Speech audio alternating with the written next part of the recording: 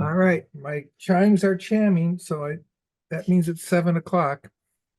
And with that, I'm going to convene the Dartmouth Conservation Commission meeting of Tuesday, February 27, 2024. It's now 7 p.m.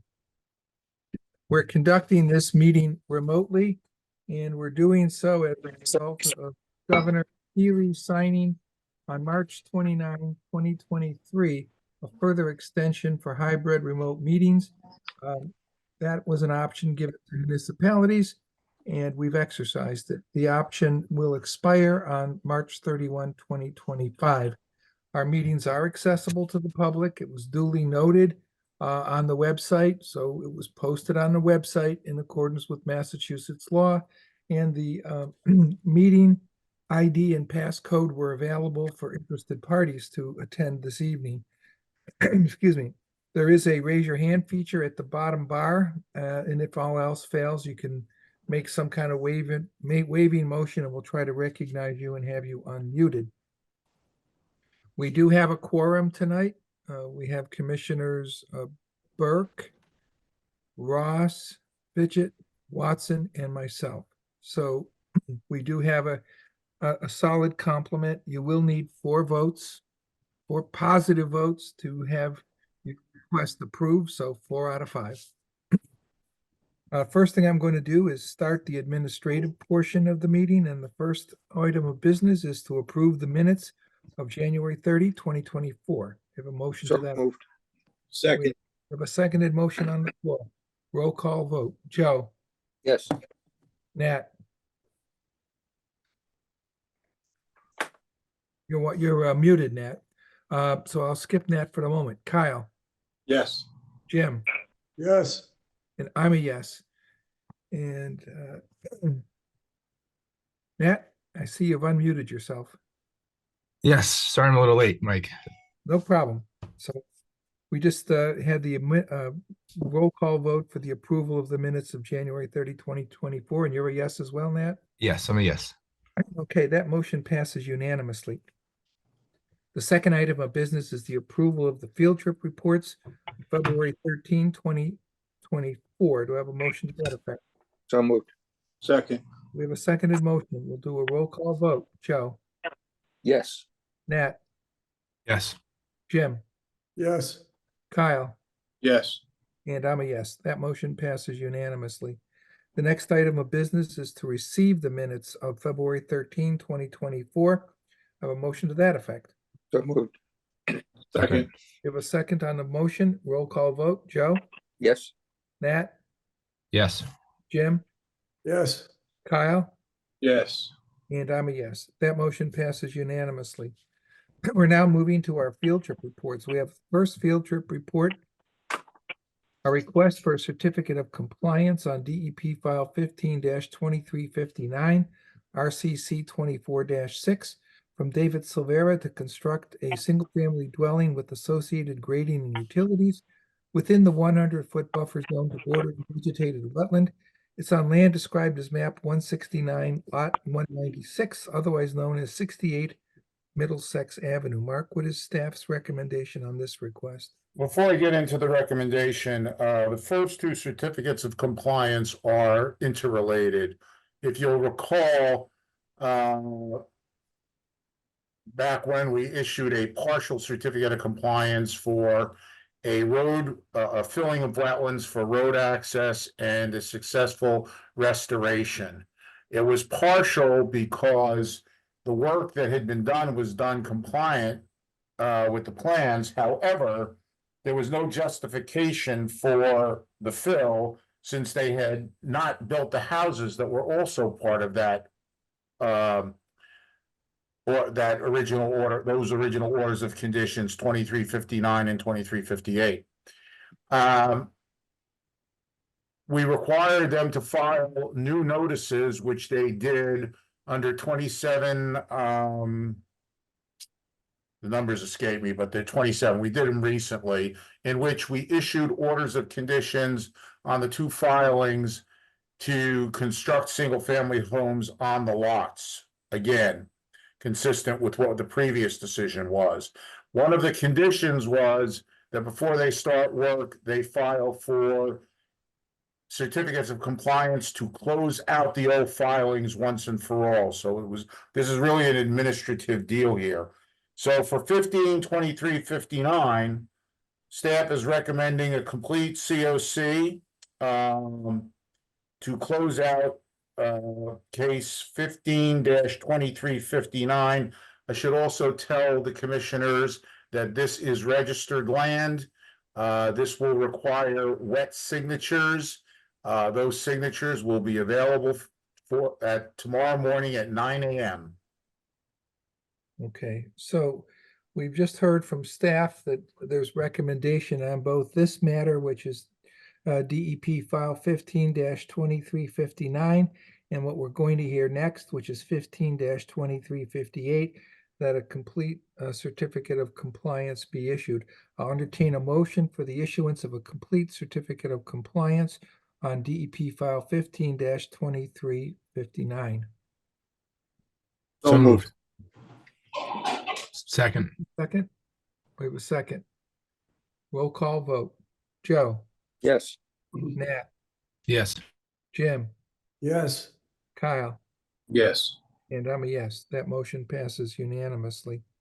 The second field trip report is a request for certificate of compliance, DEP file 15/2358, RCC 24-5 from David Silvera to construct a single-family dwelling with associated grading and utilities within the 100-foot buffer zone bordering vegetated wetland. It's on land described as map 169, lot 195. It's otherwise known as 6 Berkshire Street. We've already heard from staff regarding the recommendation for the issuance of a complete certificate of compliance.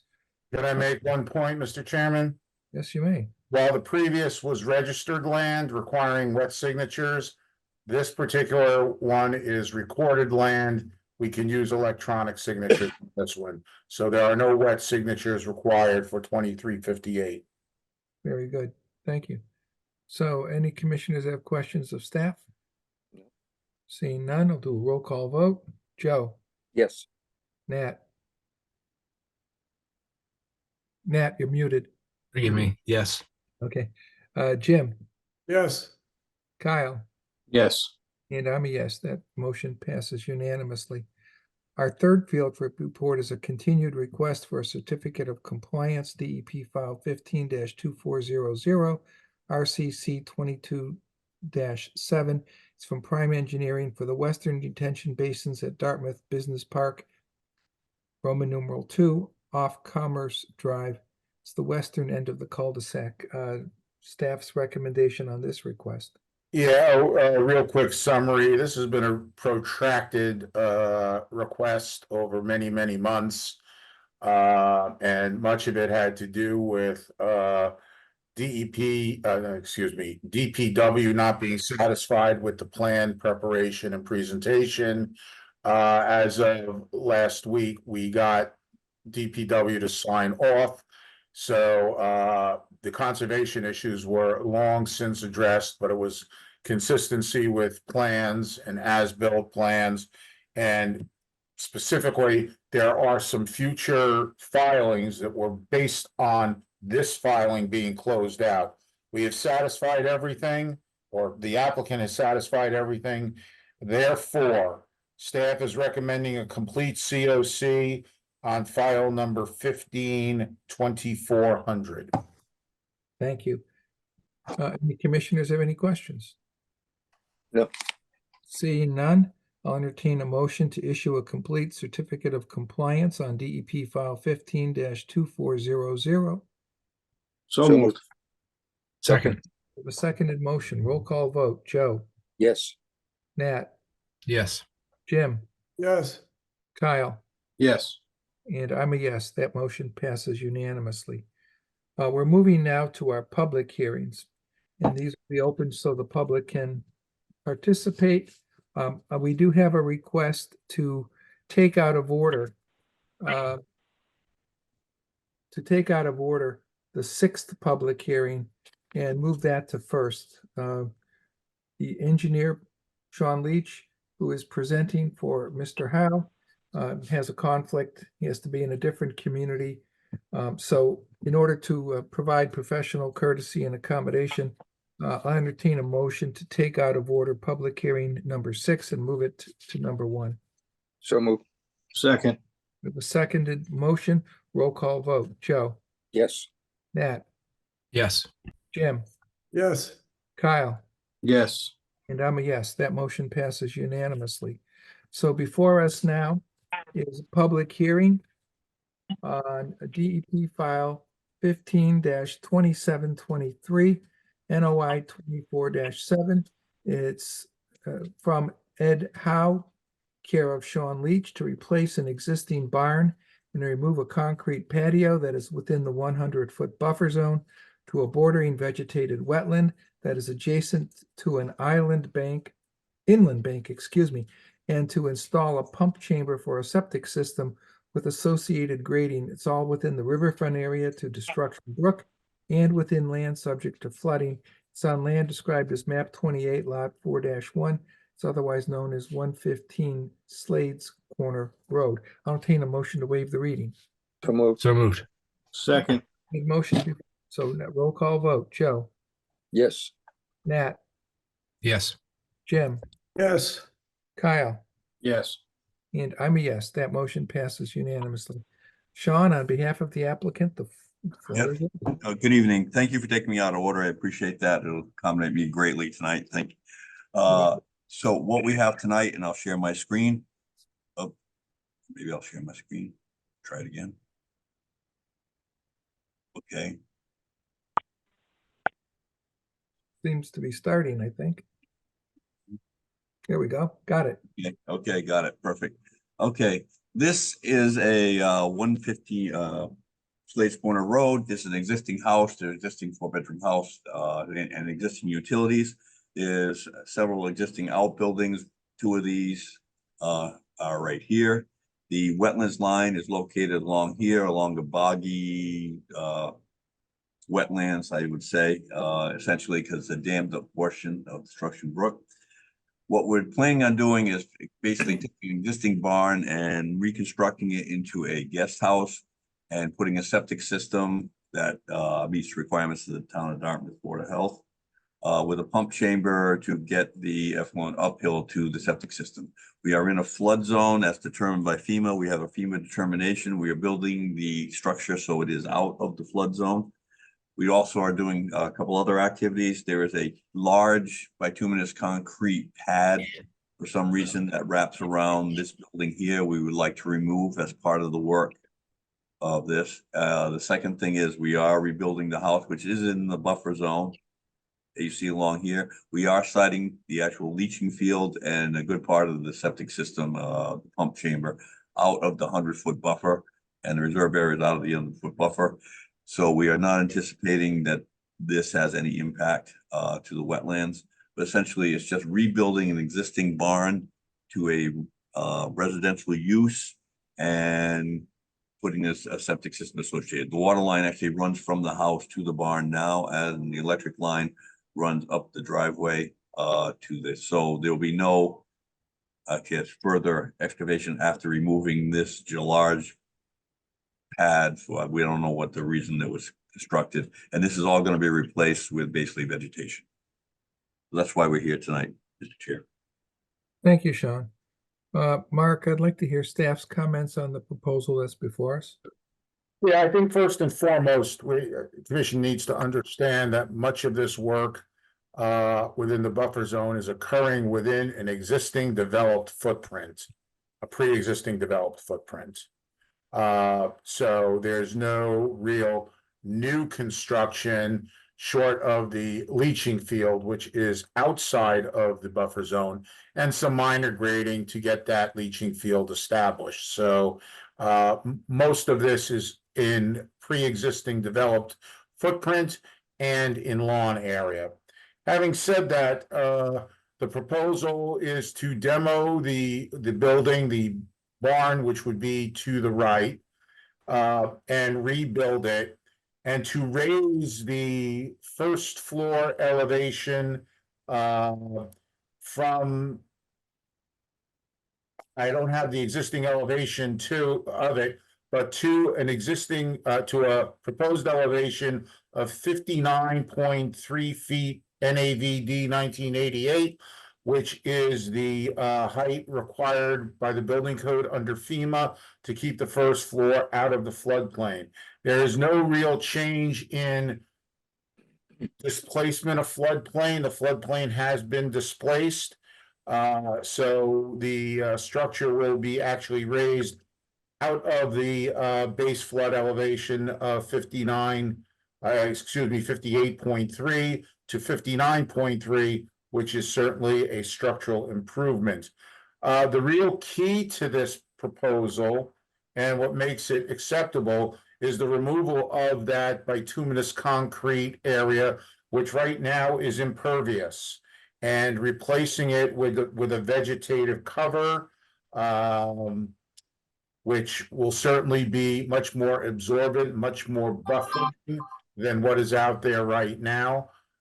So having said that, staff is inclined to recommend a standard order of conditions as per the Northeast Engineering and Consultants proposed site improvement plan, which is dated February 13th, 2024, which is the plan that you are looking at right now. Okay, so any conditions on that, Mark? Standard order of conditions. Okay, standard.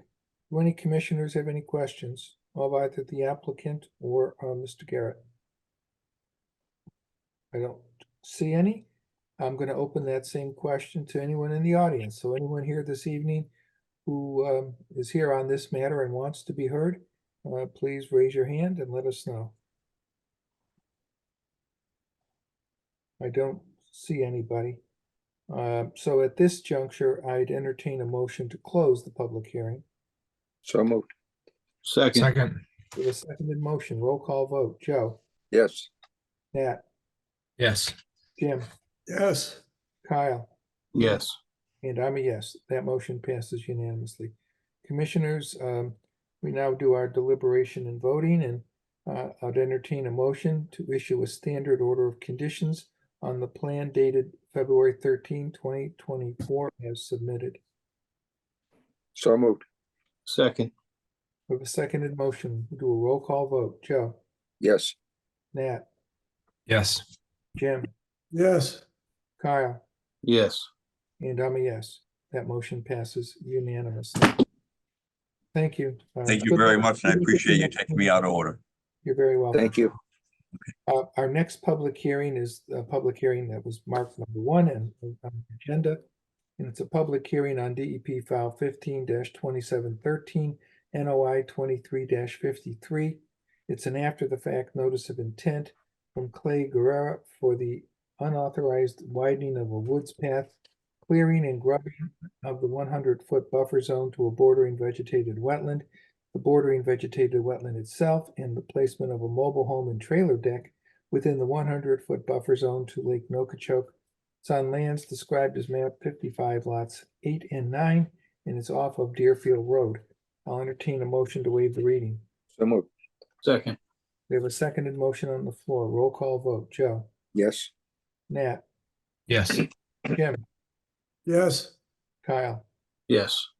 and I'm a yes. That motion passes unanimously. And here this evening, on behalf of the applicant, I see Mr. Ray. Yes. If you recall, we already started this hearing, and it was continued to give us an opportunity to get a zoning opinion from the building commissioner, that basically stated that the trailer was allowed to be stored on the lot. And as you know, the building department is somewhat crippled. We don't have a building commissioner.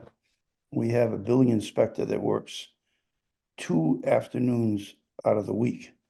So I wrote him a letter asking for a zoning opinion, and his response was that he doesn't give zoning opinions, and this was something that would be allowed to be occupied by filing for a special permit with the selectmen, which isn't on the point. I've had discussions with Mark Garrett, and he's particularly anxious to get the remedial planting going on this. So my inclination is to ask for a further continuance to get more clarification on this, but to ask the commission to issue an enforcement order that requires the applicant to do the remedial planting shown on the plan prepared by LEC, so that we don't lose another growing season, and leave the issue of whether the trailer can stay there to the next meeting. I think that's going back to, and I don't want to steal Mark's thunder, I think that's going back to what Mark had originally proposed, which was essentially not the enforcement order, but a partial order of conditions relative to the planting. But Mark, I'll let you speak on behalf of staff. Well, I think Mr. Rich is correct. I am anxious, as I'm sure the abutter DNRT is, since there were damages done to their property, not of their own doing, but of the doing of putting this trailer in. I'm a little frustrated because I don't know why we went through a question of zoning. This is a chapter 375 permit through the select board. And I feel we've wasted time by not going to them and applying to that, because when I sent out the draft order of conditions last time, and I believe I sent them out again yesterday or today for you, I stipulated that they needed to comply with chapter 375, and I don't know whether they do or they don't. I mean, typically trailers are not allowed in communities. But I don't want to speak for all communities because I'm not learned in that. You know, there was a discussion that, you know, you can store a trailer. This trailer is not being stored there. This trailer is being used there as a seasonal use. And I do have concerns about having that trailer on location. Now, is it permittable? It certainly is. However, right now, I think it's imprudent for the commission to permit the trailer to remain on site without a 375 permit, because we're, you know, they can, the select board can say, no, get it out of there. And it makes our permit somewhat moot. So I'm caught in between here. And, you know, as Rich also indicated, we already lost one growing season on this. We were dealing with this last spring and early summer. And we're now approaching, I mean, February 15th was biological spring. March 1st is astronomical spring. March 21st is, March 1st is meteorological spring. March 21st, give or take, is astronomical spring. And we have a lot of work that we have to do to get that site restored and to get the DNRT property restored. And I have a real concern that we're going to lose time again on this. I want the planting done by the end of the spring. That's what I want. We've already wasted, you know, over a year on this, and it's getting a little bit frustrating. I don't know what to tell the commission in terms of how you want to handle the trailer. They applied in their notice for the trailer to remain and for the after the fact restoration work. Well, I got a question though. Well, let me just finish. So I don't know how I'm sorry. we handle the trailer remaining without a valid 370 chapter 375 permit. That is my frustration. That's not our job, Mark. Our job's with the wetlands protection. So if the trailer is not going to have an impact on the wetlands or the buffer, and it could be approved by us, we should approve it. Our approval is meaningless if they don't have the right for the trailer to be there. That's not up to us to determine whether zoning will allow or whether the select board will grant the license allowing use. And that should be noted in our approval if we so do. And they proceed at their peril. Now, if the select board denies the request and says you've got to remove it. They gotta come back to us with a new or a notice of intent for an order of conditions to remove it and to restore what they've just removed. But I think we're trying to be one-stop shop, and we need to have all this in place. They're taking the risk. No, I disagree, Mike, because here's what I did. My draft condition 21 states, this order is contingent on the applicant obtaining all other necessary required permits or licenses. Specific to this case is complete compliance with chapter 375, article 36 of the Dartmouth zoning bylaw, mobile homes, recreational vehicles, and trailers. No activity shall occur prior to presenting proof of compliance with said zoning bylaw and the commission to the commission and obtaining all other such approvals. I'm not trying to make the 375 determination. Okay, my concern is how do we do this contingent on? And I thought that draft condition worked, but I leave that to your discretion. Well, Not we have to make a caveat then. We have to say no activity except for the planting, okay, because otherwise they can't even do that. right? And Yep. so that if we do it the way you've described it, and I can see what you've done, so now we can't ever issue a certificate of compliance until they prove they've got the requisite approval for the trailer. And then assuming they've done the planting and everything else and we're happy, you can issue a certificate of compliance. Otherwise, it's going to have to be removed. And the only thing I'd add to that, though, is to say, and if it has to be removed, because that approval can't be required, the applicant will reapply or apply for, with a notice of intent for the work necessary to remove it and restore. I want to be clear, they just can't move it out and leave it there. Yeah, Mr. Chair, I agree as well. I think that, obviously if we go ahead and allow them to do the planting, there is significant chance that the plantings do get damaged if the select board orders the removal of the trailer. So we definitely have to have something in there Right. to make sure it gets redone. Yeah, that's my Yeah. thinking. I mean, I don't have a problem with your approach at all.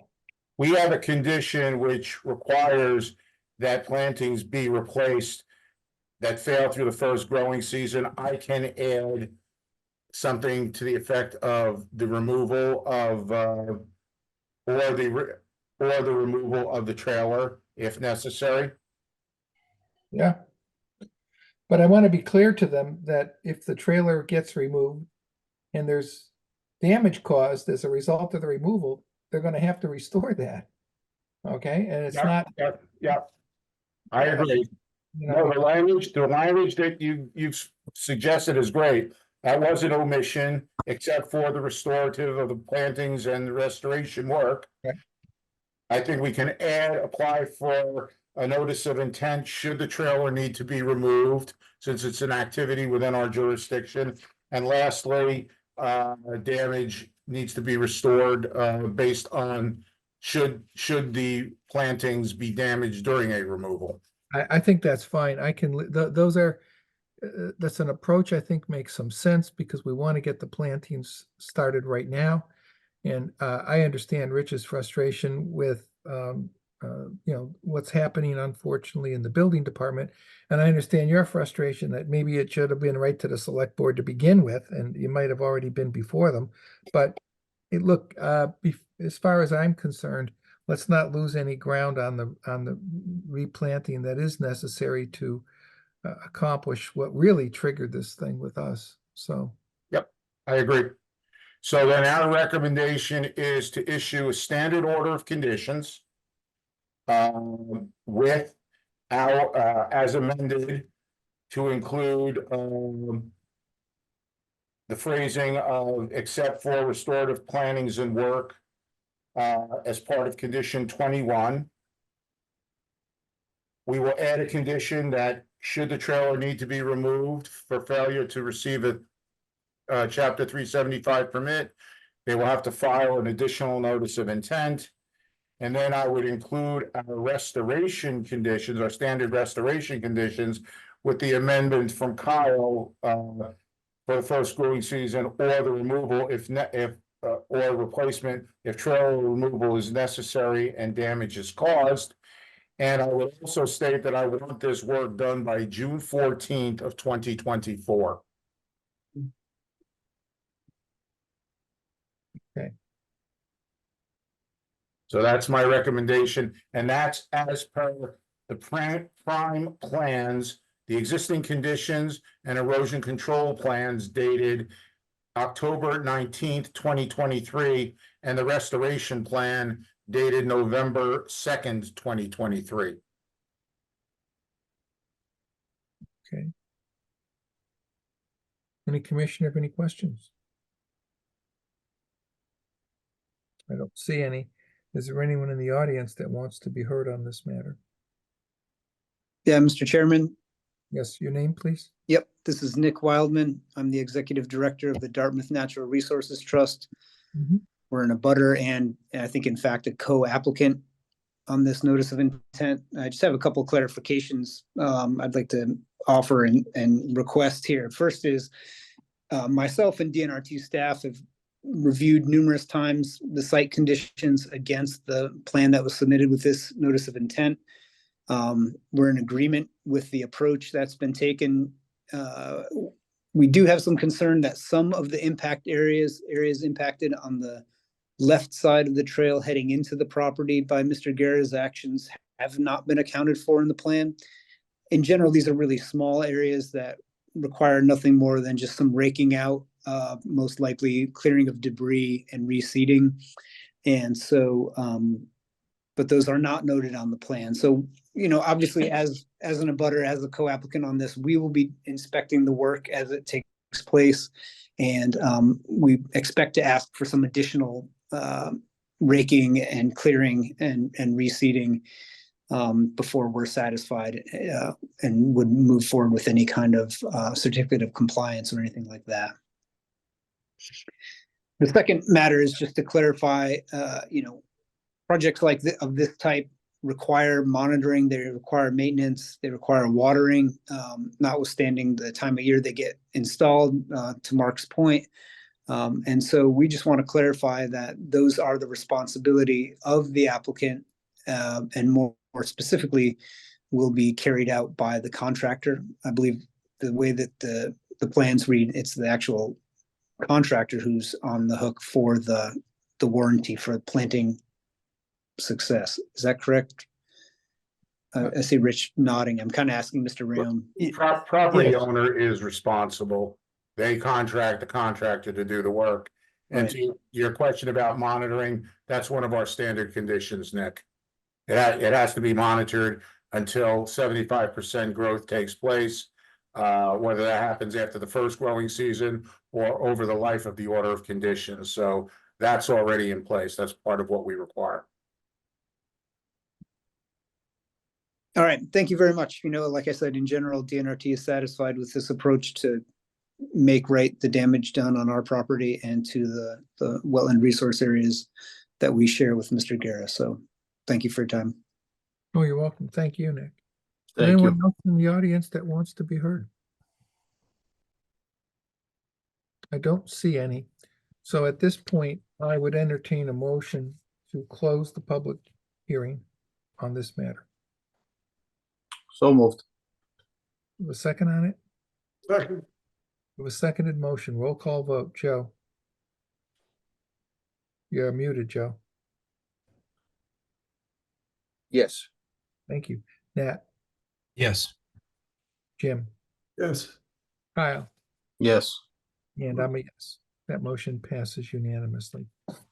Commissioners, I'll entertain a motion at this juncture to issue our standard order of conditions as amended and described by Mr. Garrett, including the amendment to item number 21 and the removal of the trailer if the permits don't materialize for its legal presence there, and our standard restoration conditions.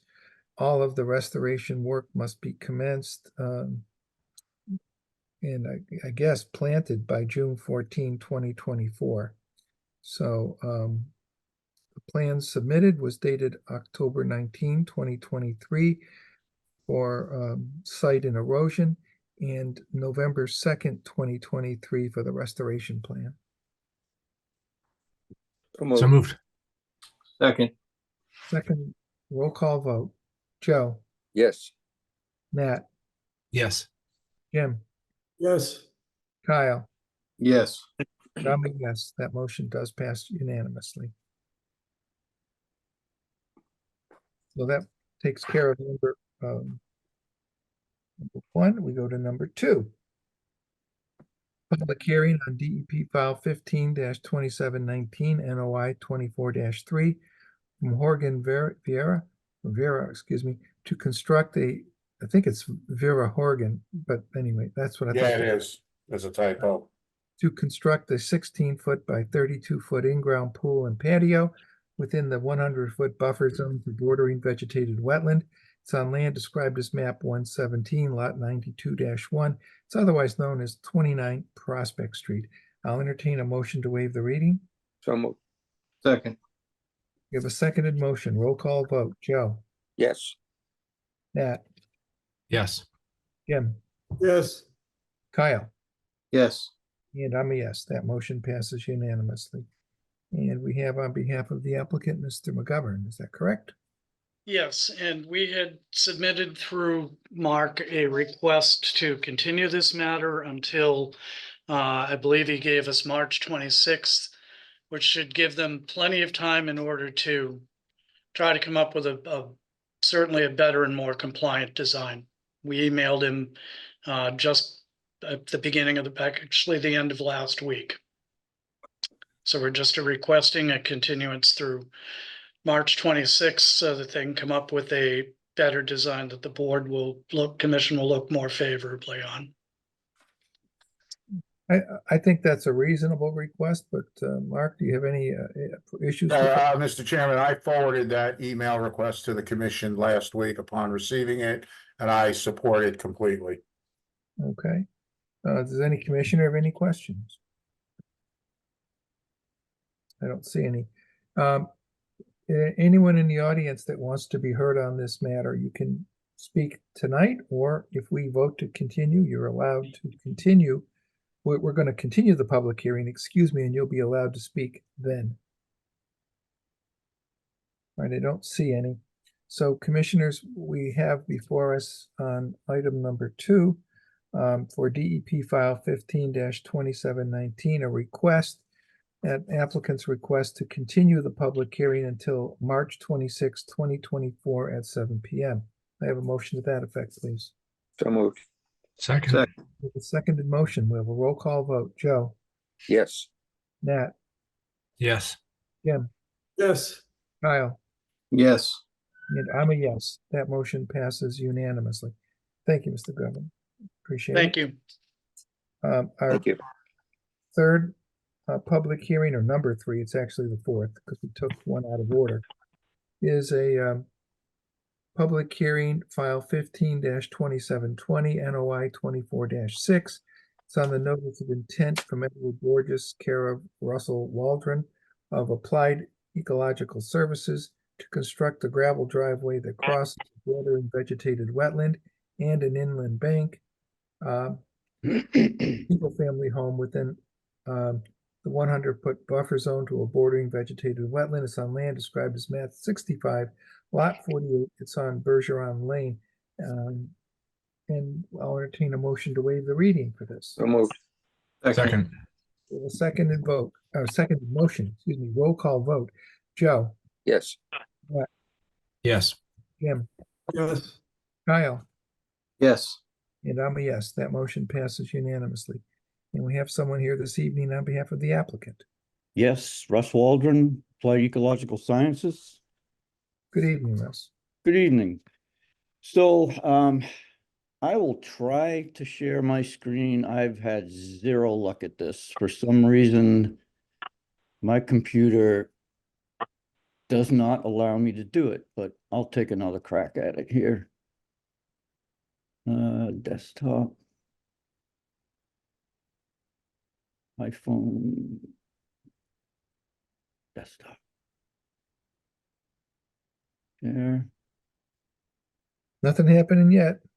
Yeah, see, this is what it tells me to open system preferences, which I do. Screen recording, Zoom US.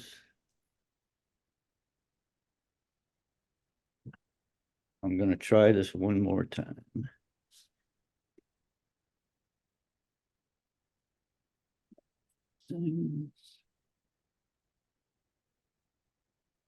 Yep. This is the point I get to is it says quit and reopen. So I'm not sure what's gonna happen if I do that. But my guess is I'm gonna vanish into the electronic stratosphere. So Just stay with us, then we'll take, Mark does circulate all the plans. that come okay, in, good. So we've all had it in our email. The only thing is the folks that are in the audience may not be able to see, who've never seen them, may never see them. But as far as the commissioners are concerned, we have been provided all the information for the various meetings that we had in advance of the meeting, so. Okay.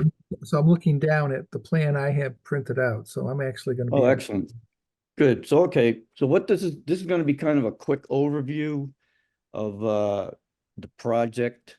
We're waiting for some engineering details and, a replication design. And Mark, sent all his comments and intake on it. And so basically, the project entails a gravel driveway, construction of a gravel driveway in a single family home. The driveway will require 2 wetland crossings and an intermittent stream, which is interior to the second wetland crossing. And so, it's going to be BVW, bank, and as Mark pointed out to me, I left out land underwater.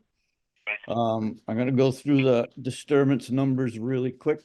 Total BVW alteration is 4,408. Total buffer zone is 4,394 square feet. Total linear bank is 15, and total BVW replication proposed is 4,452 square feet. And that's kind of the nuts and bolts of the project right now. I've got the the engineer is working on all the stream crossing details. Essentially, it'll be an open bottom box culvert style, possibly with some wing walls. And the first wetland crossing at the current time is going to utilize I believe it's a 10-inch concrete pipe to do that. And silt fence is, will extend the entire length of the crossing or the entire length of the proposed driveway.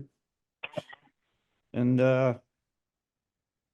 that's about it. It's a 9-foot wide driveway plus grading. And at the present time, it's proposed as gravel. The applicant and owner, Ed, wasn't sure if, the commission was going to prefer paved or, whatever, but I mean, he's open to whatever the, commission would like to see on that. Okay. Thank you. Mark, I would entertain now staff's comments and observations on this application. Well, at a preliminary concept, I don't necessarily have a problem just yet, in terms of what they ultimately want to accomplish out there. However, the getting there is a bit problematic for me. I developed 2 emails during the course of my review, in that the plan as submitted is inadequate for me to make a really solid recommendation because there are details missing. Those details are on the emails. Overall, we need all project elements clearly staked in the field. And I'd appreciate cut lines to access the locations. Unfortunately, 3 weeks ago, I hyperextended my right knee. And I cannot be climbing over walls and brambles right now. I need a little bit of access to get in there. And I would ask Russell if we could possibly get together after some cut lines are established and all the staking's in place, if it's not already in place, that we conduct a site visit in advance of the next hearing. Specific comments were, I think the connection that they're proposing in the restoration area to the cutoff line creates some tough touring angles. And I've suggested altering that. The details at this point are not necessarily important. The other thing that we were missing was in the restoration area, we had a planting list, we had numbers, we had specs. But we didn't have any regrading. The planting was according to the plan.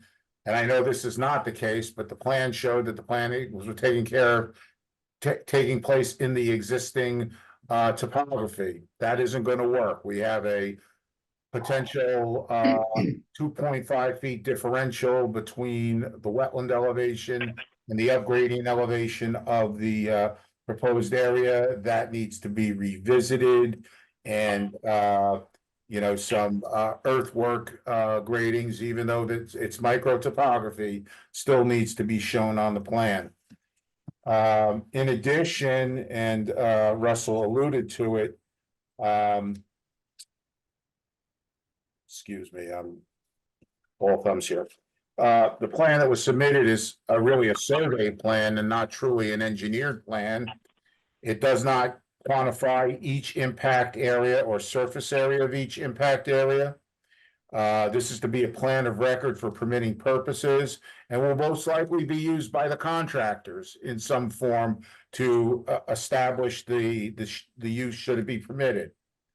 There are wetland crossings. Russell did indicate an open bottom box culvert. We see no details to that. We see no sizing of that. And we also see no criteria that establish that the proposed sizing is appropriate to the flow. Now, I know this is an intermittent stream and there's probably very little flow, but we have to look at it from the standpoint of handling certain types of storm events, which is in our regulations. The last concern I had was that the plan provides only a plan view of the proposed activity, and this is an activity that requires sections. We have fills in wetlands. What are the sidewalls? Are they vertical bulkheads? Are they 2-to-1 side slopes? Are they rip-wrapped? We don't know any of that at this point. We don't know what the culvert looks like. The plan shows wing walls. Maybe there will be wing walls, maybe there won't be. So there are substantial details, and I know Russell, in responses to these emails, understands this and is working toward that, but I thought it was important to establish that, going into tonight's hearing. My recommendation is we are not prepared to make a decision. I'm not prepared to make a recommendation at this point, and I would recommend a continuance to a date that the applicant and their agents can comply with the requests to get us some more information. Thank you, Mark. Russell, now I'll put the ball back in your court. How much time will you need to provide the materials as requested by Mr. Garrett, and also to have you on site with Mr. Garrett as described earlier? Yeah, as far as the onsite, I can do it at any time. I mean, either I'll go out there and cut a line across the swamp, or I'll have the survey guys go, or they may have, because the driveway and the replication area is staked. And I think the house footprint might be as well, but I know I had the survey guys go back out and stake the driveway, stake the replication area, so they may have cut a line to do that. I don't know. I have to take a run down and check, which is not a problem. As far as the, the information, all the, the engineered plans and the some cross sections and the of both, the crossings, the driveways, and the replication areas with, proposed contours are in the process. We couldn't get that together in time for this hearing, but because I just wanted to get Ed into the process, because it's been a little while getting this in, so I just at least wanted to get the process started, knowing that we were, lacking some, a good amount of detail. So continuing, yeah, absolutely, not a problem. Well, our next public hearing, that's why I'm bringing up the question of how long, is March 12th. And then following that, I think, what was it, March 26th? March 12th, March 26th, April 9th, April 23rd are the next 4 hearings. Yeah, All right. I protracted it out that far because you might want to wait 2, you might want to wait 3. I leave Yeah. it to the applicant. I'm not recommending any one of those dates. No, that's gotcha. What I'll do is, I'll continue it to the next meeting. And, if I still don't have all the details, then, I'll email Mark and bump it on to the next one. yeah, I'd appreciate if you're gonna do that, it well before the meeting, not the day. Right. Yeah, not a problem. Russell, could I make a request? I mean, we'll do the 12th if you really need it. I would prefer March 26th because March 12th's agenda is already filling up, and this might take a little bit of conversation. I don't want to just gloss over this one. Would the 26th work for you? Give you an extra 2 weeks? Sure. That would be helpful for me too, Yeah, not a problem. at my end. All right. Any commissioner have any questions? Don't see any. Is there anyone that's in the audience that wants to speak on this matter? Don't see any. Hi, my name is my name is Sheila Conlon, Yes? and I live on 52 Bergeron, which is the back of my property is where this is going, and to the left of my property is where the gas line is.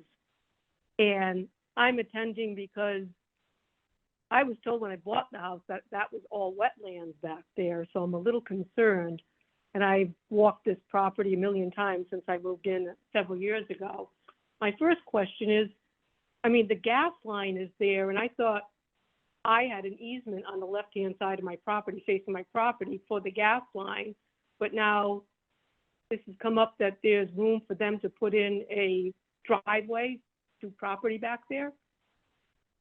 I mean, Yeah, this that's, is the gas you're raising an issue which is beyond the jurisdiction of conservation.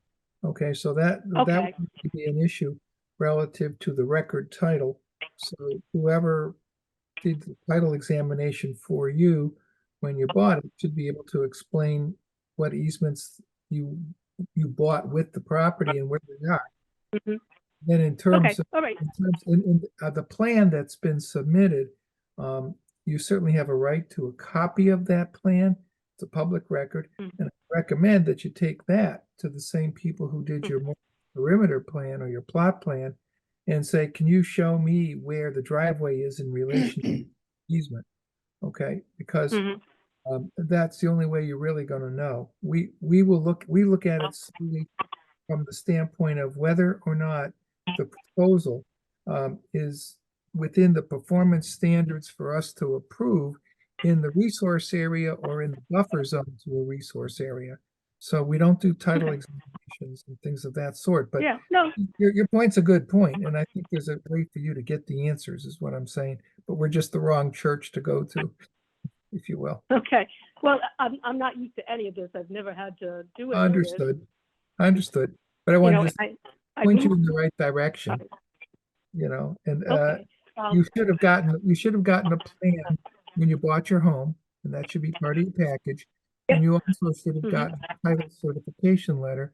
That would have been part of your package. And in that letter, there'd be a description of what easements or what rights of way, et cetera, Mhm. pertain to your property. So that's the first place I'd look.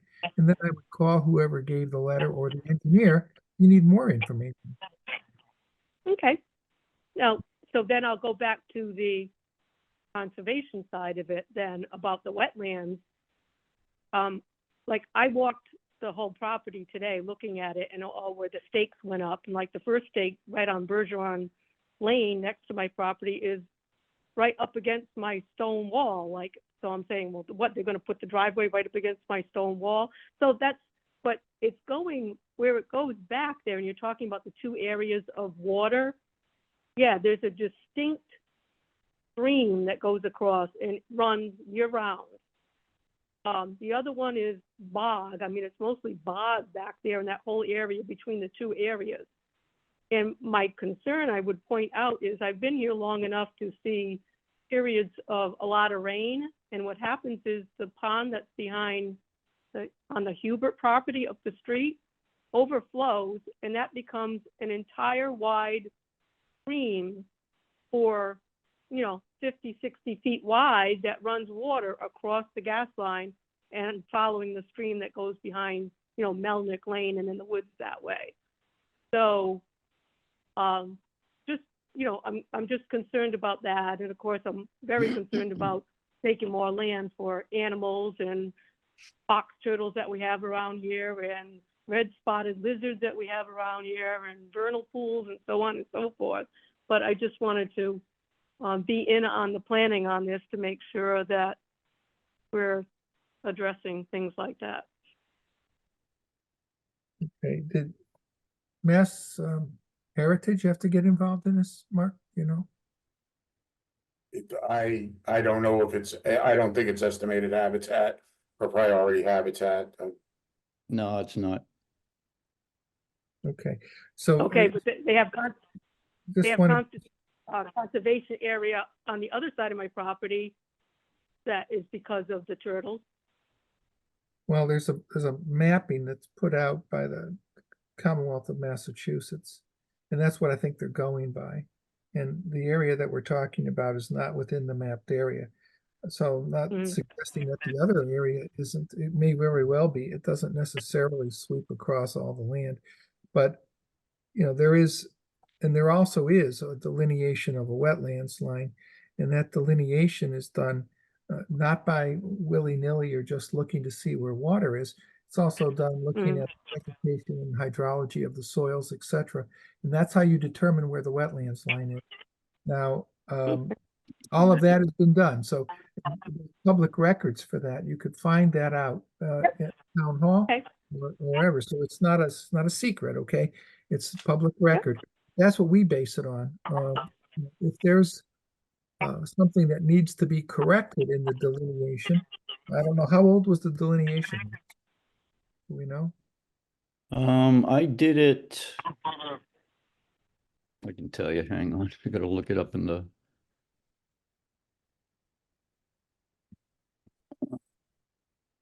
February 20th of last year, so just about a year ago. And if I could add, they requested a wetland A1 assessment. We actually went out and reviewed this line earlier this year. Okay, And so what you're hearing, and found it satisfactory, so. yeah, what you're hearing is that there were folks that went out to determine the wetlands line. They did the determination, and then they came and they had Dartmouth Conservation Commission staff, Mr. Garrett, or maybe one of the assistants at the time, went out and verified that the assessment, that what was already flagged was accurate. So, it's not an issue just of taking word for it. And they determined it was accurate. So that's our starting point. And then we have buffer zones to the delineated wetlands. So we do work within those parameters, and things within the buffer zones are permittable, and you are allowed to disturb some of the wetlands as long as you replicate. And again, there are parameters for that. So that's what we look at. We look to see whether or not what's being proposed is permittable under the regulations and under the town bylaw. So tonight, we're not determining whether it's permittable. We've listened to you. And by the way, you'll have a chance if we vote to continue, because there's been a request, and I think it's going to be granted. I can't speak for every commissioner, but it's going to be continued because there's a lot more detail that needs to be presented to the commission before we can adequately vote for the proposal. And that, so we're not going to close the public hearing. And you certainly be invited to attend that meeting. You won't get a separate invitation like you did for this one, which comes by mail, but you are certainly welcome to attend the continued public hearing. And at that point, I would also say you might want to take a look at the revised plans, which should have been submitted by then, and determine whether or not you still have issues with those. But I'll get off my soapbox there, but I think, you know, it's all transparent here. We're not that you couldn't find the information you're looking for. And as long as we're focused on the Wetlands Protection Act and the Town of Dartmouth Wetlands bylaws, we're more than entertaining any of those questions, because that's within our jurisdiction. That's fine. Okay. I would like to offer though, Mr. Garrett, you said you had problems because of your need getting back there. If at any time you need to access from my property back there, I have paths that go all the way to the back of my property. There is one stone wall back there before the property, but you're more than welcome to try to use that access if you'd like. I thank you for that, Mrs. Conlon. I will contact you and I will certainly take you up on your offer. Thank you very much. You're very welcome. All righty. Commissioners, we have a request for this public hearing to be continued until our next public hearing, which is Tuesday, March 12th, 2024 at 7 p.m. Actually, we're gonna go to the 26th. 26th, I'm sorry. That's right. Mark talked you out of it. I forgot. So we have a request to continue this until Tuesday, March 26th, 2024 at 7 p.m. I'll entertain a motion to that effect. So moved. Second, We have a seconded motion. We're going to do a roll call vote. Joe, Yes. Nat, Yes. Jim, Yes. Kyle, yes. and I'm a yes. So that motion passes unanimously. And for the abutter, just note it on your calendar, March 26th, 2024, 7 p.m. Thank you all. Thank you. Thank you. Thank you. Thank you very much. You're very welcome. We You're have welcome. public hearing number 4, DEP file 15-2584, NOI 24-4 on the request for an amended order of conditions from Stephen Sullivan, care of Prime Engineering, for the addition of a pool at the single-family residence within a buffer zone to a coastal bank and within land subject to coastal storm flowage. It's on land described as map 129, lot 28-23. It's known as 20 Spinnaker Lane. I'll entertain a motion to waive the reading. So moved. Second, Second. Mr. Chairman, I have to recuse myself. Okay, let the record so note that Commissioner Jim Fitchett has recused himself from this public hearing. So we have a motion seconded on the floor. We'll do a roll call vote, and this will take a unanimous. Joe, Yes. Matt, Yes. Kyle, yes. I'm a yes. That motion passes unanimously. Mr. Rayum, I see you're up on the screen, so the floor is yours. Yes, this is property that you issued several orders of conditions on. One of them was to put nourishment on the beach, to plant some dune grass and to create a path down to the beach. And the other one was to put an addition on this existing building. The building's been there for a number of years. Included changing the layout of the garage portion of the house, and then a patio at the back of the house. And now we just want to put a pool right up against this patio that was constructed in an existing lawn area. It's within 100 feet of the beach and the ocean, and it's in a FEMA flood zone, but it's ocean, so there's no need for compensatory storage. I don't know if I can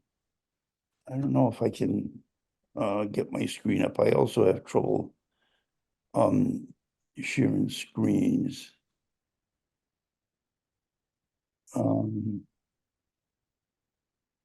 I guess you need to disable this participant sharing.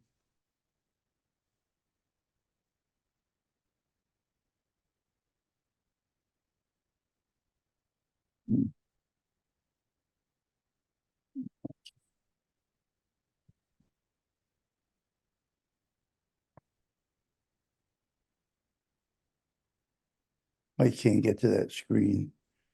Again, Image. we've had the plans. Yeah, you have the plans. It's basically on the right side of the dwelling, which is east. A pool and a little like hot pool area with a very minor deck around it. And the plan shows erosion control to make sure there's no siltation of the resource areas.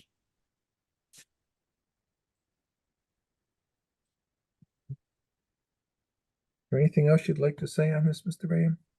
No, I think it's quite straightforward. Mark, staff has had a chance to review this. What is staff's comments and recommendations to the commission? Well, the first statement I want to make is this is an amended order of conditions. Amended orders of conditions do not extend the orders of conditions. So the sunset on this is August 12th, 2024. So I just want to put that on the record. Having said that, staff has reviewed this and is recommending issuance of a standard order of conditions based on the prime proposed pool plan dated August 10th, 2023. Thank you, Mark. Does any commissioner have questions of either the staff or the applicant's professional? Mr. Graham? Don't see any. Is there anyone in the audience that wants to be heard on this matter? I don't see anyone. At this juncture, I'll entertain a motion to close the public hearing. So moved. Second. Second on the motion. Roll call vote. Joe, Yes. Nat, Yes. Kyle, Yes. and I'm a yes. That motion passes unanimously. Commissioners, I'll now entertain a motion to issue standard order of conditions on the plan filed August 16, 2023, with the notation that the sunset to work on this would be August 12, 2024. If I could make a correction, that's August 10th, 2023, not August 16th, Okay, very good. 2024, yes.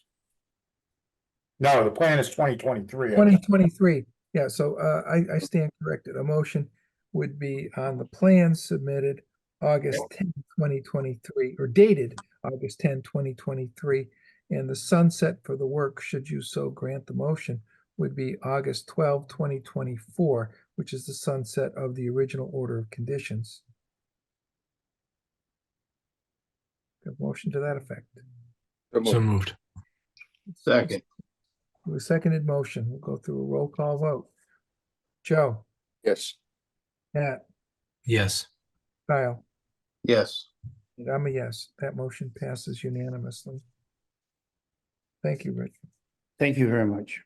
Appreciate it.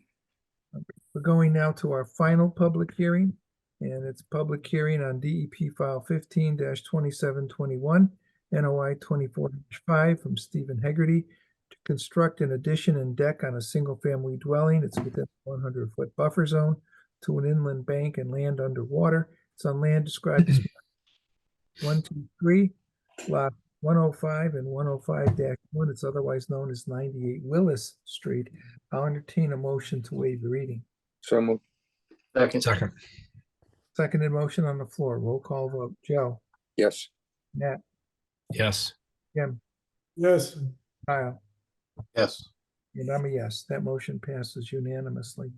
And on behalf of the applicant, we have, Mr. I'm McGovern. here, Terry McGovern from Zenith Land Surveyors, and to make it very simple and quick, we were simply waiting on a DEP file number, which we've received The project was just an elevated mudroom on sonotubes within the buffer zone at 98 Willis Street. And as I recall, the commission had no questions when we presented 2 weeks ago.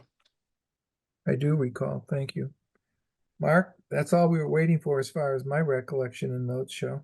That's very true, and staff is recommending a standard order of conditions per the Zenith Land Surveying Plan. Revised date February 5th, 2024. Okay, thank you. So, does anyone have any questions? No commissioners? Is there anyone in the audience that wants to be heard on this public hearing? I don't see any, so I'll entertain a motion to close the public hearing. So moved. So moved. Second. Second. Second on the motion, so we do roll call vote. Joe, Yes. Nat, Yes. Jim, Yes, Kyle, Yes. and I'm a yes. That motion passes unanimously. I'll now entertain a motion to issue a standard order of conditions on DEP file 15-2721 in accordance with the revised plan submitted dated February 5, 2024. So moved. Second. Second on the motion, roll call vote. Joe, Yes. Nat, Yes. Jim, yes, Kyle, Yes. and I'm a yes as well. That motion passes unanimously. Thank you, Terry. Thank you very much, everybody. Have a good evening. Thank you. Thank you. Have a good night. So that concludes our public hearings, but we move on now to our items for discussion. And the first would be bills, and I don't see anything, so I'm assuming that means we don't have any. I'm trying to multitask here. I'm trying to get Brian Cruz back on, and he just signed in. So no, we do not have any bills. Okay, and Brian is he trying to get through? I see a picture with a camera. Just with 1 second, guys. Hi there. Okay, so we're now discussing the bylaw revisions. Floor is yours. Thank you, guys. In light of our last discussion, a couple weeks ago, I provide some final revisions. There's some minor fill in the blanks you guys still have to do, but barring that, we are a pretty good place in terms of getting this into the warrant article review process with Select Board and FinCom. So there's a few comments to go through, and I'm happy to lead that, or if Mike, you want to lead that, that's fine as well. You can- I'd prefer that you do. Sure. So, the first question is simply, believe it's just to fill in the blank. Find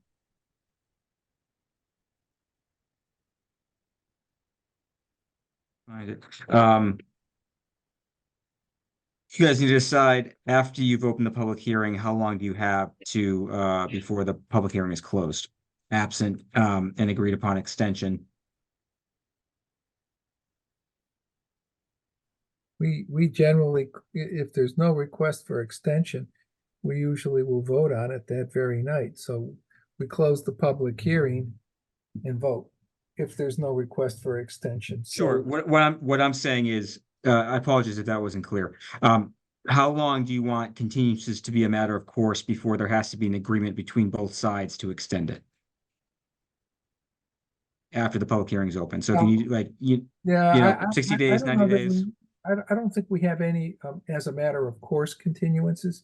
Every one of them requires both sides to agree on a date, just as we did this evening.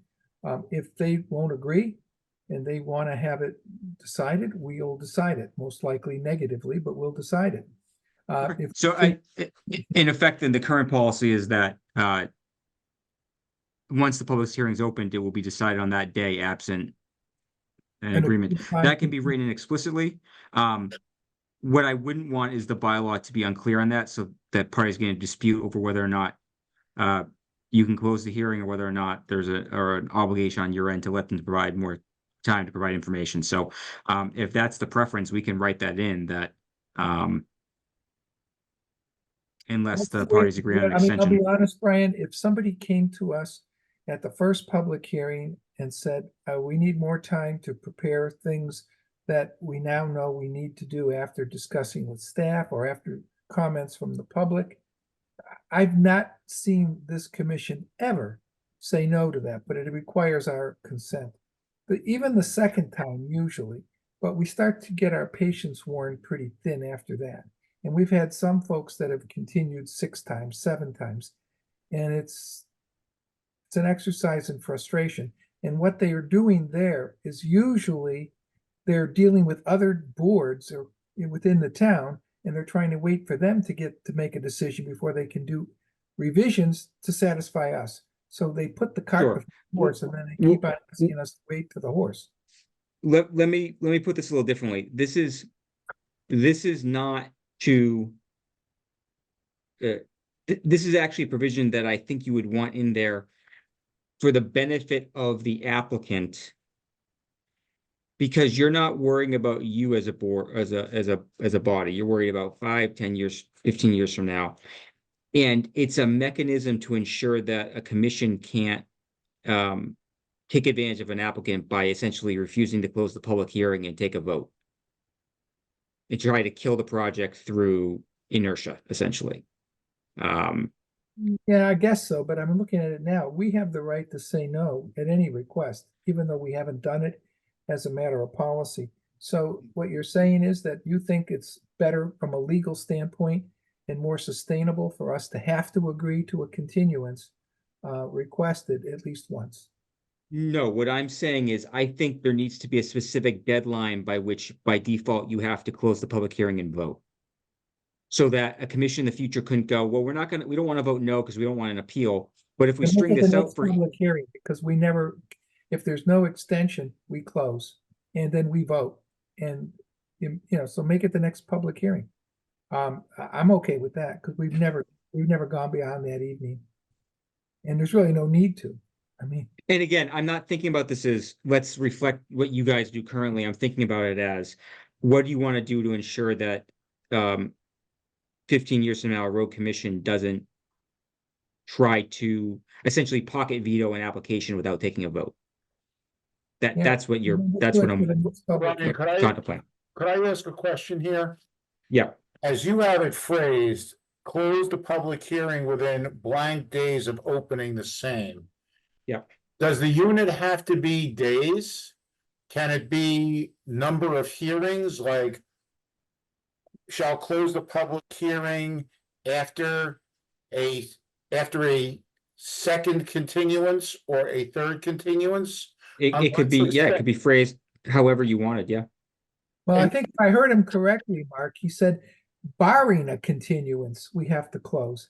I don't want. So, yeah, I just said we if have the to close. parties, if both sides are in agreement, like it needs to keep being continued because, plans iterating and you want to see something and there's something Well, moving forward. I would say That's we fine. close the public hearing no later than the conclusion of the following public hearing.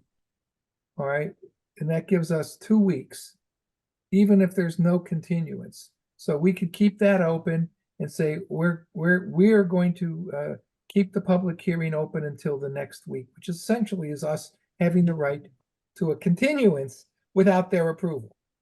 That's the way I'm looking at it, because we haven't voted and we still can have people in the audience, including the applicants, talk to us about that. Correct. And just to so everyone's understanding on the same page, even after you close it, as written, you would have 21 days to Issue the decision, yeah.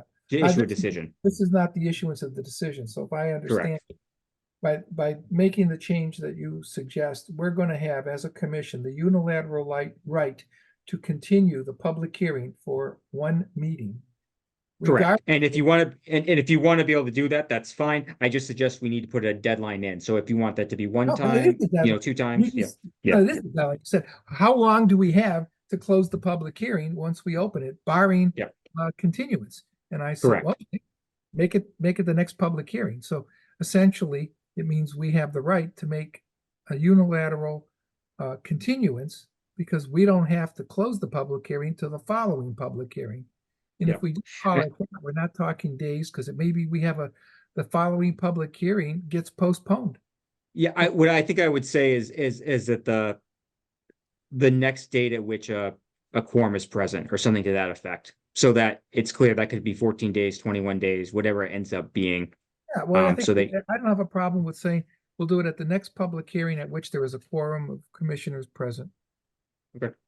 And then we're fine. I mean, I don't see us ever using it. You're talking about in the future, a road commission. So for us, we've never, in the 20 years Yeah. I've been on this commission, ever not closed the public hearing after the presentation of all evidence without a continuance agreed to by both sides, and we vote. And I've yet to, if they won't give us the information, they don't get my vote, so it's negative. That's it. I mean, and I use as my justification, you didn't give us enough information. We asked for it and you wouldn't give it to us, so you don't get my vote. Take it up with DEP on a superseding order or whatever they're doing. I'll stand by that. I'm pretty happy with that.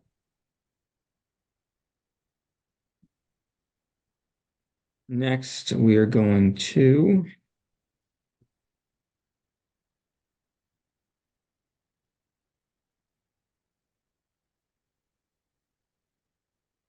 I wanted some clarification on the nature of emergency work.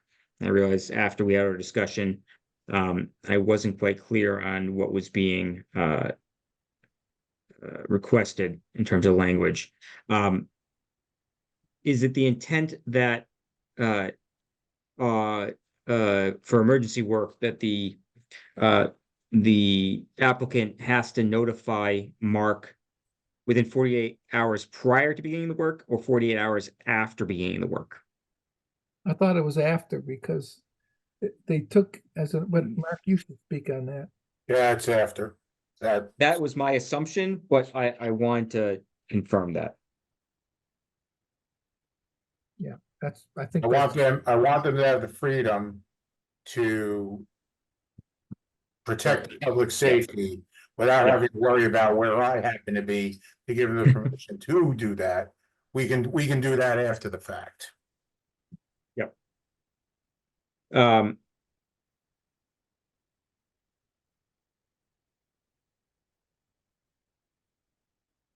And then do they have to notify you? Is there anything relevant to notifying you within a certain period of time of the emergency occurring? Or do you not need to be notified of the emergency until they've started the work? Say that again. Do you want to separately have a requirement of when they have to notify you about the emergency, or is your concern only about when the work occurs? Well, I thought we just agreed they'd have 48 hours. Well, by us of. Well, for example, maybe they sit on it and they should have started earlier.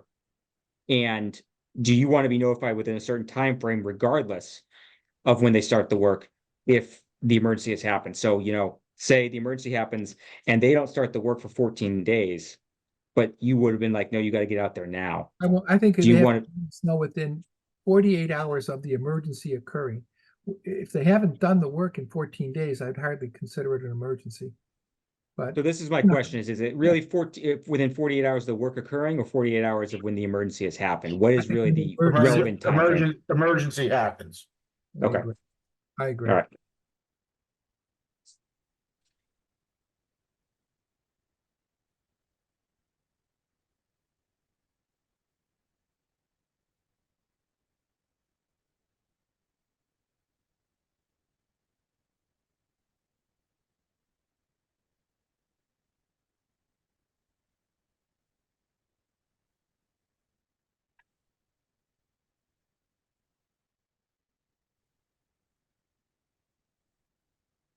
All right, so then I want to talk about some of the issues relating to security, bonding, that type of thing.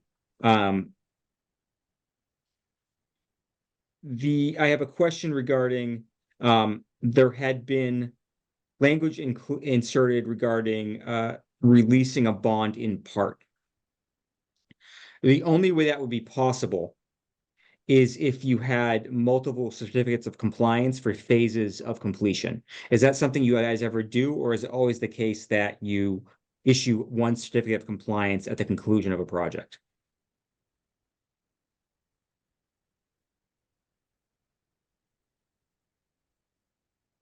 Mike, you're muted. Put something on there. We've issued partial certificates of compliance in the past. Okay. In many cases, we've had it when they come in for a new order of conditions, which took on some of the work that was in the old, but yeah, we've done that before. Okay, would you want the provision then in, we can keep that in the bonding area, then that's fine. Would you want the section of the bylaw relating to certificates of compliance to clarify that? Because as it's written now, it says it's at the completion of all work. So would you like it to be clarified that it's possible to issue a partial certificate of compliance? Yes. That I would, because we do issue them. Agreed. And I think just for clarification, you'd say a complete certificate of compliance at the conclusion of all work. Yeah. Okay. I mean, one of the things we deal with, Brian, are old subdivisions. Yeah. Where the, there's an order of conditions on the entire parcel prior to subdividing into lots. Yep. Then they subdivide into lots. Let's say it's a 30-lot subdivision. Each one of those lots is encumbered by the order of conditions of the entirety, the original order. Yep. You know, those developers are long gone, and you know, lot 25 wants to sell, and the title examiner says, well, you have a title encumbrance here. So we issue a partial just for that lot. We don't clear all the Yep. lots, but we do that one. And we, you know, we may do 30 of those in a 30-lot subdivision. We may have Yeah. to. Yeah, so let's just clarify that's something you guys definitely do, so there's no confusion later. Right. And then there's no problem at that point if you want to do partial releases of the bond, because obviously it goes along with the partial completion authorization. So then the second thing relating to bonding is you guys have currently in the current bylaw, and you clearly want to put it back in to the new bylaw, is having a recorded covenant requiring completion of the work. And so the problem with that is that recorded covenants are only enforceable and binding on successors in interest if the town owns abutting land, or if there's a particular statute that authorizes that. So for example, with subdivisions, subdivision control law specifically says that a performance covenant with the planning board is binding on successors. We don't have that here. So absent the town owning abutting land, any performance covenant you had them record as soon as they sold off the land would be worthless. So it seems like the concern here, my question is the concern here about like sort of what was just discussed, multi-lot developments that may have cross-lot systems being installed, like drainage systems or things like that, where you want to make sure it's all done before things get sold off piecemeal. Because if that's the case, the way to do it would be to simply condition the project to make clear that certain parts of the system have to be completed across lots before any lots can be sold off or developed. And you could condition the project that way. And then it would be a violation of the conditions rather than a violation of the separate covenant you had them recorded. So I guess I'm trying to figure out, when in the past have you guys done this, and what was the impetus for doing so?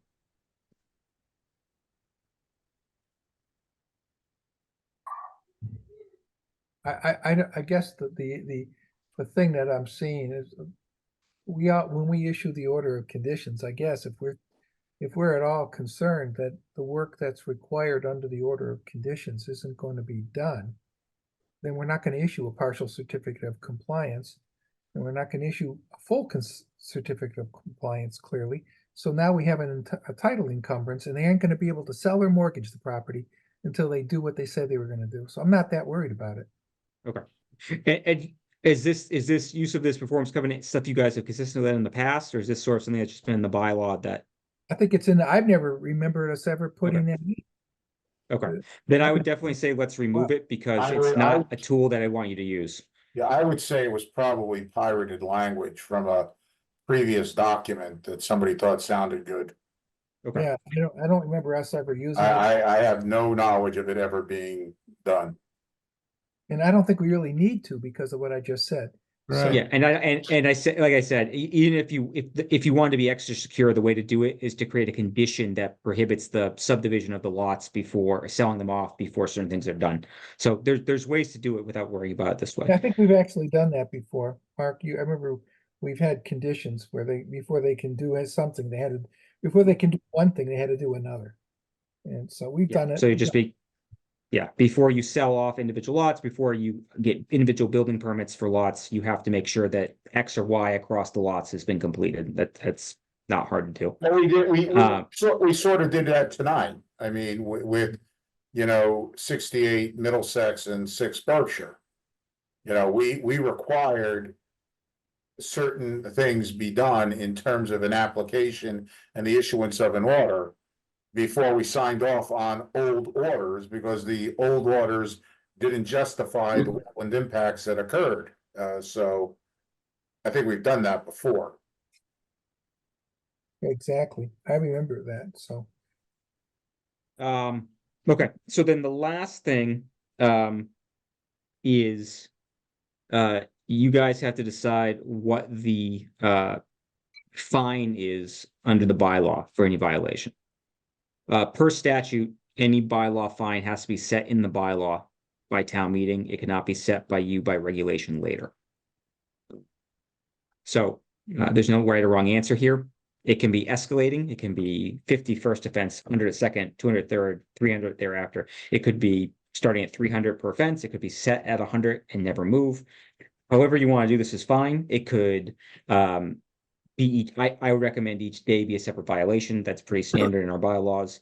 But how you want to do this is up to you, but we do have to decide it as part of the bylaw. You can't figure it out later as part of the regulation. Let's go with $100 a day. So each violation is $100. That isn't worth our time to write the tickets. Well, you're going I would to say I would say 300, which is the standard number that's been used. we charge people. 300 is also the maximum you can do under the statute. You cannot go higher than that. Right. All right, let's do 300 then. I mean, why not? And the way it's written as well, is to be clear, is each day, separate day is a separate finable offense, and each action or inaction taken could conceivably be one or more separate violations of the bylaw.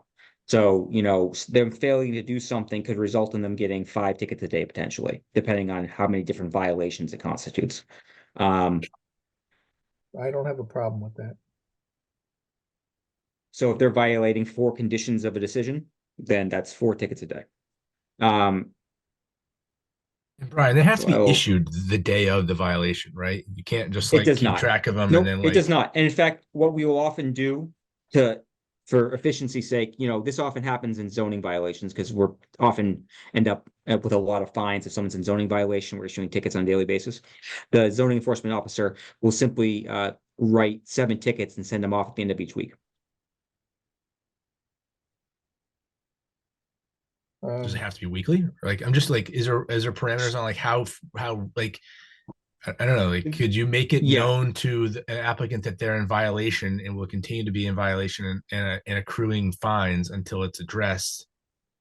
Or does a ticket have to be issued at a certain cadence? So there is a point at which I would be concerned that there is an attenuation between the date of violation and the ticket is issued. I'm not prepared to discuss that in open session where I think that line is, because I don't want to hamstring the town anyway. Sure. What I will say as well is, separate from the bylaw fine, there's sanctions under the Wetlands Protection Act that would be enforced in Superior Court if there was ever a lawsuit brought by the town to enforce, and which is a much larger hammer potentially. The Wetlands Protection Act has a much higher fine limit than we can for non-criminal fines. The upside to the fines is it's a ticket that then they have to appeal to district court, and we don't have to get involved in us drafting a complaint and filing a lawsuit. It's simply a ticket written. So there's an efficiency there. But as Mark said, he would have to write a ticket for every day. So he would have to decide if and when it's actually worth it from an administrative perspective, particular violation, whether to do so.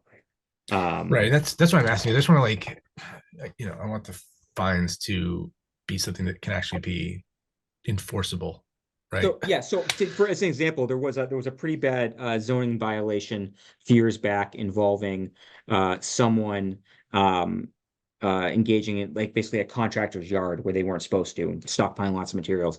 And I think we were up, I think we were close to $100,000 in fines that we eventually got enforced. So it can add up over time. So it could potentially be a hammer. Typically it's for someone who is willfully disregarding things for months and months at a time. And then it's something that really becomes something we can use. But, in terms of how it's utilized and when, that's really Mark's call more than mine. He's the enforcement officer, not me. Sure. Yeah. I just want to make sure he has as much power as possible, but Yeah. fair enough. And as I I'm said, good. under the again, statute, yeah. Yeah, Go I'm ahead. fine with the $300. So which I know is what we're Yeah. trying to address ultimately. And as I said, that is the maximum. We're not, there's actually, I think there's legislation currently that's being contemplated that would raise the maximum bylaw fine. Because that $300 has, We stay in our bylaw, it's $300 a day or the maximum amount allowed by Massachusetts law. yeah, I mean, we could Well, let's potentially do it see that do way, that. so we don't do Yeah, amendment. yeah. Because I think that they've been tossing around the idea of increasing, because it's been $300 for a while, and obviously $300 isn't what it used to be.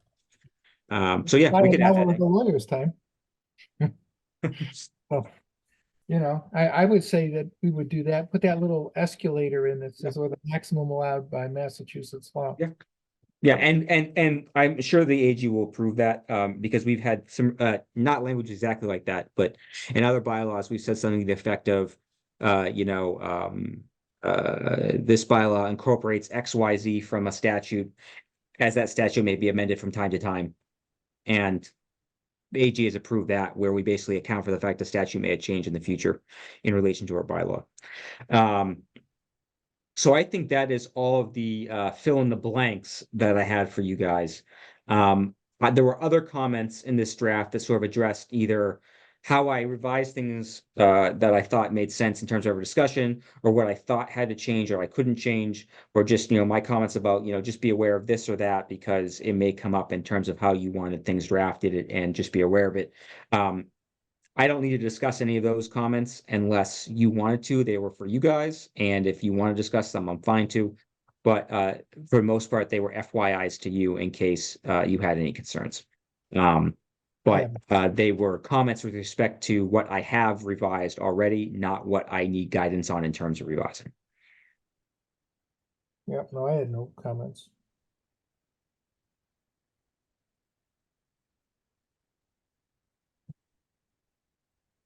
Okay, if there's nothing else, then I got those 4 little things to tweak. And then after that, I think you basically have a final draft that you can vote on. So you can either take, I guess, this is your prerogative. You can take a vote now to approve the draft subject to those revisions that we just talked about. Or you can wait to see what the final document looks like in 2 weeks. You're not under a tight time frame right now. We're far ahead of the time meeting schedule, which is great. So if you want to see the final draft again, with the final revisions in 2 weeks, you have plenty of time to do that. I would have no problem, and then if you could have those tweaks to us by the next public meeting in 2 weeks, we can then vote on some. I'd rather vote on something that's doesn't have blanks in it. Sure. And that we know, we have a good record for ourselves, but I'm comfortable with you making those tweaks. So I think we're ready. I think we're there from my perspective. Okay, so I will do that and you'll have it guys in 2 weeks. And at that point, I think it's a done document unless you guys have any more thoughts. And happy to then we can pass it along to the select board and get it started on the warrant process. Perfect. I look forward to that. Brian, could I ask you one question? Yes, you I can. was going, this is about the email I sent you late last week. Yep. I have basically a red line copy of the addendum to the determination of applicability. I only have it in PDF, so I can't. Yeah, I will. Yep. I'll send a final Word version out to you, Mark, and I'll send a final version out to everyone so that they can see it. Nothing's changed since the last time. You'll see a final draft next week. There is one change. What's that? I was reading through the red line today, and we got to change limited project to minor project. Sure. I just picked up on that. It's a semantical change. Well, and again, though, that document, that's technically just an application that you got, or a decision form you guys are creating. You're not under a time frame to finish that. Right. That can be done at any point. It can be done after town meeting. You can, with that in mind, I would recommend before town meeting votes on this, that you guys at least, if you don't finish, at least start looking at updating your regulations to reflect the new bylaw, so that you have that pretty good to go when the town meeting approves this. So, the bylaw does say until you guys get your new regs up and running, the existing regs are in effect. That being said, the existing regs are not entirely reflective of the direction you're going in this bylaw revision. So, to the extent that you can have the new regs up and running from the get-go, I think that would behoove you. And you have a lot of time to do that since we're so far ahead in terms of the town meeting schedule for this bylaw. But don't we technically have to wait for the AG to sign off on the bylaw? Yes, but you could have the draft regs ready to go. I'm not saying pass the regs. I'm saying have them fully drafted and ready to go. Okay. And then as soon as we get approval from the AG, you can immediately do those regulations and you're not trying to get them going at that point. I just think that that'll help you guys so that you're not essentially in this waiting period of, we have the new bylaw, but we don't have the regs that sort of implement it.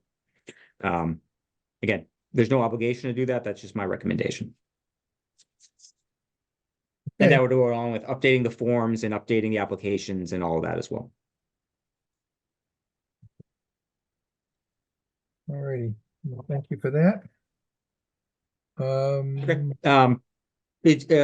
I'll see you guys unless I guess you guys can, Mark, you and Mike can decide if you even want me at the next meeting in 2 weeks. If it's just fill in the blank, I'm happy to be there. But I don't think if you send that out in advance, we'll already have a chance to look at it. If there's any questions, then I think you should be there, but if it's what we just discussed tonight, I think it's just a matter of the vote. Yeah. Okay. All right, I would before I just say sign off. if the commissioners have questions, send them to me and I'll let you know, Brian, whether you need to be there. Yeah, I think that makes sense. All right. Okay, before I sign off, does anyone have any other questions? Not me. Thank All you. right. Appreciate it. Thank you guys. Thank Appreciate you, it. Brian. Thanks, Brian. Appreciate it. Have a good night. Thanks, Brian. Thanks, Brian. Okay, we still are talking about a vacancy, but vacancies plural. So again, if anyone has. Right now, we have a vacancy. I know that we are anticipating some additional ones, but the question is vacancy. And just as an update, the gentleman that I was aware of, Mr. Stephen Hopkins of Russell's Mills Village, I reached out to him. He was very interested. Unfortunately, he fails to qualify because he's still a full-time resident of Gilmanton, New Hampshire. He is not yet a full-time resident of Dartmouth, so that disqualifies him. I thought that he had changed his residency since my previous conversations with him earlier last year, but that has not happened yet. Well, Mike, I had given somebody your email to reach out to you. Did you get anybody not yet. any contact? Okay. Not yet. I know it's getting to the, I mean, I see your signs up everywhere, so I'm already penciling you in as a school committee member. We'll see, we'll see. Good But- luck in the election. Thank you. But Um, I'll follow up with that person, see if they're still interested. okay, thank you. I appreciate that. Not a problem. I mentioned there was someone I knew that might be interested, and I did meet with them a week or two ago. And while they are interested, they didn't feel they had enough capacity at this point in their life to take it on. So unfortunately, not someone we can consider for the current opening. Well, maybe in the future, you know? Maybe So in the future. sometimes you plant the seeds for a long time later for Yeah. the fruit. But yeah, I could appreciate that. I've talked to two people in particular, not named Jackie McDonald, but I've talked to two people and again, their problem is that they don't want to be missing a lot of meetings, and their jobs are such that they're likely not to be as consistent as we would need. And it wouldn't help us to have a commissioner that misses half the meetings. I mean, that's you're better off without that person, unfortunately. And not because they couldn't add to the meetings they do attend, but then we'd have all kinds of quorum problems. Anyway. I think the town bylaws require 70% participation. Yeah, well, technically, we serve at the pleasure of the select board, okay? And the select board does try to keep track, or at least they did for a while, of our attendance. And if it They do every year. okay, They ask for an annual report from us. so, you know, if the attendance record becomes spotty, they have the right to not reappoint. Okay, so, and I guess they have also the right to remove, because we do serve at their pleasure.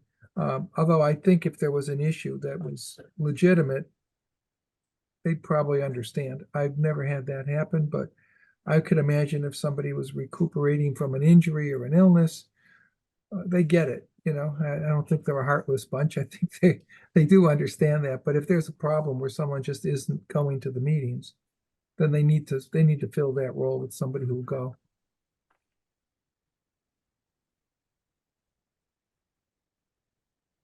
Anyway, you say you want to talk about 670 Chase Road. We have a potential violation. Yes, well, when I wrote this, it was a potential violation. It is a violation.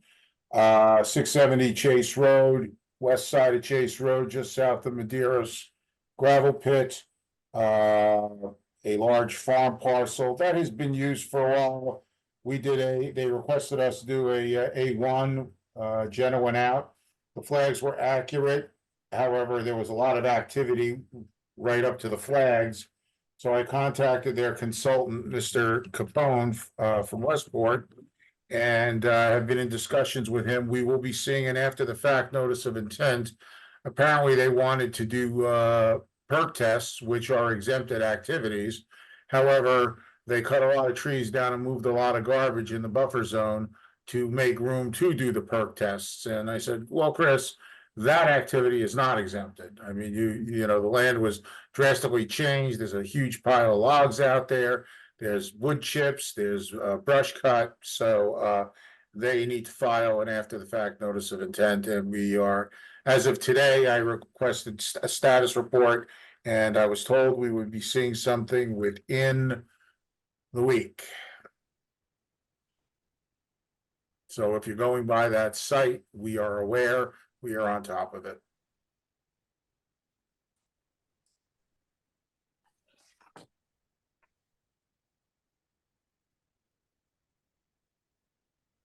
You're muted, Mike. You're still muted. Yeah, Stop smacking your papers on the button. I know. Well, there's no place. I got my desk so full of stuff. I have no place to put it. But I have no further items. Does any commissioner have any further items they wish to bring before us? Seeing none, I'll entertain a motion to adjourn. So moved. So moved. Second, We have a second. We're going to do our roll call vote here. So, Joe, Yes. Matt, Yes. Jim, Yes. Kyle, yes. and I'm a yes. Meeting is adjourned.